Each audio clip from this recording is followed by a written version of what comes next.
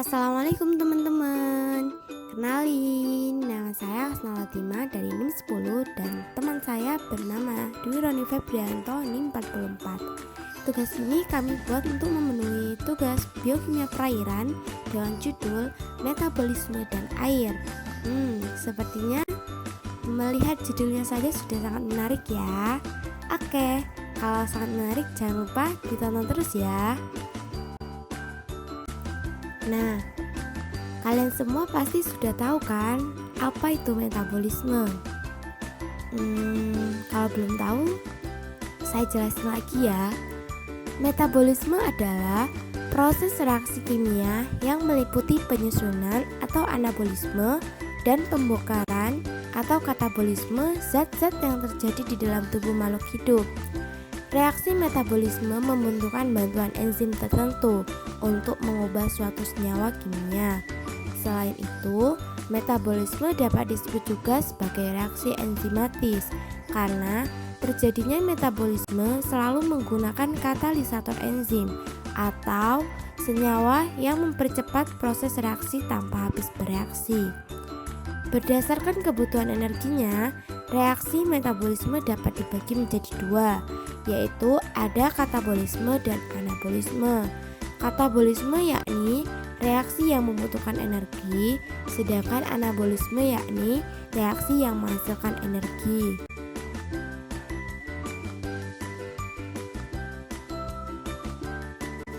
Berikut merupakan penjelasan terkait katabolisme dan anabolisme.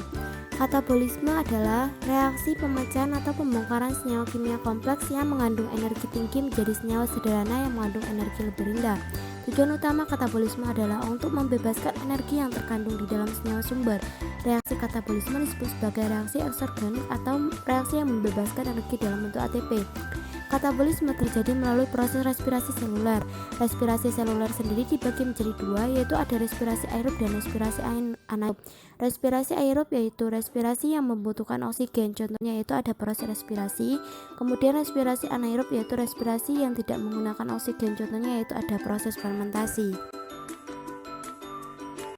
Respirasi aerob yakni respirasi yang memerlukan oksigen. Reaksi ini berlangsung melalui beberapa tahapan. Yang pertama ada glikolisis. Proses glikolisis mengubah senyawa glukosa menjadi 2 molekul asam pirufat. Proses glikolisis terjadi di sitoplasma dengan menghasilkan 2 NADH dan 2 ATP. ATP di sini merupakan energi yang nantinya berfungsi untuk membuat tubuh dapat beraktivitas kembali.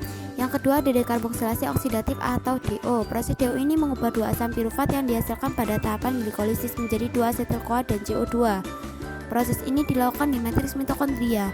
Di tahap DO ini menghasilkan 2 NADH tanpa menghasilkan ATP. Yang ketiga ada siklus Krebs yang mana mengubah 2 asetil-CoA yang dihasilkan di dekarboksilasi oksidatif menjadi 4 CO2. Proses ini dilakukan di matriks mitokondria dengan menghasilkan 6 NADH, 2 FADH2 dan 2 ATP.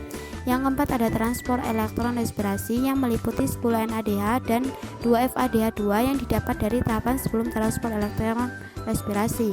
NADH dan 2 FADH2 ini nanti akan dikonversi menjadi sebuah energi. 1 NADH setara dengan 3 ATP dan 1 FADH2 setara dengan 2 ATP. Jadi total ATP yang terdapat pada respirasi aerob ini ada 38 ATP. Respirasi anaerob yaitu respirasi yang tidak memerlukan oksigen. Respirasi anaerob ini memiliki 2 tahapan. Yang pertama ada glikolisis, yang kedua itu ada 2 tahapan juga. Yang pertama ada pembentukan alkohol dan yang kedua pembentukan asam laktat.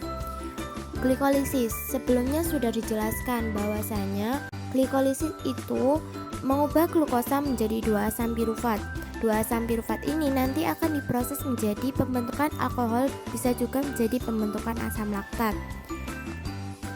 Pembentukan alkohol glukosa atau C6H12O6 ini dirubah menjadi etanol atau 2C2H5OH dan 2CO2 atau 2 karbon dioksida dan 2 ATP. ATP yang dihasilkan dalam respirasi anaerob lebih sedikit daripada respirasi aerob. Contoh organisme yang melakukan proses fermentasi itu sendiri yaitu ada ragi. Kemudian glikolisis juga bisa dirubah menjadi asam laktat. Jadi C6H12O6 atau glukosa ini dirubah menjadi 2 asam laktat dan 2 ATP. Contoh organisme yang melakukan proses pembentukan asam laktat ini yaitu ada bakteri susu atau bakteri pada susu yang mengakibatkan keasaman pada susu. Anabolisme merupakan reaksi penyusunan senyawa sederhana menjadi senyawa kompleks. Anabolisme juga termasuk reaksi endergonik atau reaksi yang membutuhkan energi. Proses tersebut membutuhkan energi dari luar. Energi yang digunakan di dalam reaksi ini dapat atau bisa berupa energi cahaya ataupun juga energi kimia. Energi tersebut selanjutnya digunakan untuk dapat mengikat senyawa-senyawa sederhana untuk menjadi senyawa yang lebih kompleks. Dalam proses tersebut, energi yang diperlukan tidak hilang tetapi justru tersimpan di dalam sebuah ikatan-ikatan kimia di senyawa kompleks yang terbentuk. Di dalam reaksi anabolisme dibutuhkan juga energi yang diperoleh dari reaksi katabolisme. Kemosintesis. Kemosintesis adalah peristiwa penyusunan zat organik dan memanfaatkan sumber energi hasil reaksi kimia. Energi tersebut diperoleh dari oksidasi senyawa organik yang diserap dari lingkungan. Kemosintesis banyak dilakukan oleh bakteri. Beberapa contoh bakteri adalah bakteri pemisah logam atau Thiobacillus sp, bakteri belerang Thiotrich sp, bakteri nitrit Nitrosomonas sp, bakteri nitrat Nitobacter sp, dan bakteri besi Cladotrich sp.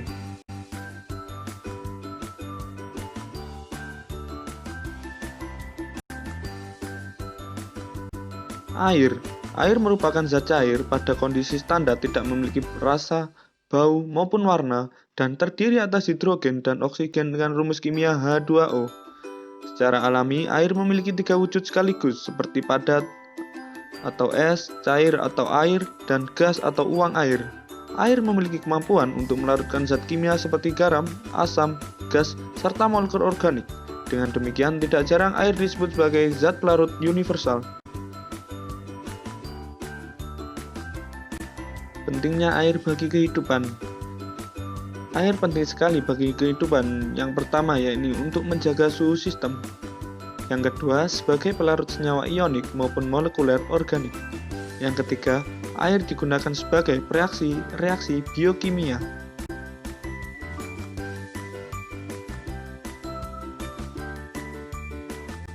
Selain itu, air juga memiliki fungsi. Yang pertama adalah air berfungsi sebagai sarana untuk mengangkat zat-zat makanan ke sel-sel. Yang kedua, mengeluarkan buangan-buangan sel. Yang ketiga, air membantu dalam proses metabolisme sel. Yang keempat, air digunakan sebagai pelarut untuk elektrolit dan non-elektrolit. Yang kelima, membantu memelihara suhu tubuh. Yang keenam, air juga melindungi organ dan jaringan dalam tubuh. Hubungan air dan makhluk hidup. Air erat kaitannya dengan makhluk hidup. Keberadaan air juga penting bagi proses pencernaan makanan yang masuk ke dalam tubuh manusia. Dengan merubahnya menjadi zat-zat yang lunak, sehingga sel-sel dalam tubuh bisa meresap dan mengambil manfaatnya. Air merupakan unsur pokok dalam perubahan berbagai macam zat, seperti perubahan karbohidrat menjadi protein ataupun sebaliknya. Sebagaimana air juga termasuk unsur penting dalam pembentukan hormon dan enzim serta berbagai zat yang dikeluarkan dari tubuh. Dalam tumbuhan, air merupakan unsur penting dalam proses asimilasi klorofil atau butir hijau daun, yang merupakan proses penting bagi keberlangsungan kehidupan tumbuh-tumbuhan.